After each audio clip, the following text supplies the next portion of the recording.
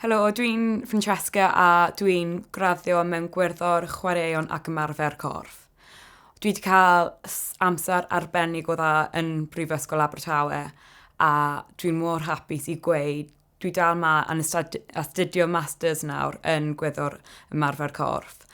A mae'r 2 blynedd diwetha wedi bod anhygoel. Mae jyst wedi bod yn profiad mor unigryw a dwi'n cael amser arbennig, ond hefyd gyda popeth sy'n mynd mlaen gyda Covid a'r pandemig, dwi wedi cael spel yn ysbyty a o'n i wedi gorffen prifysgol, wel, y blwyddyn olaf fi yn ysbyty, ond heb help o Prifysgol Abertawe byddai byth wedi gallu wneud a dwi'n mor ddiolchgar i bawb yma yn Prifysgol Abertawe a dyr yma cael hwyl, cael sbiri a hefyd cael gradd allan o bopeth anyway.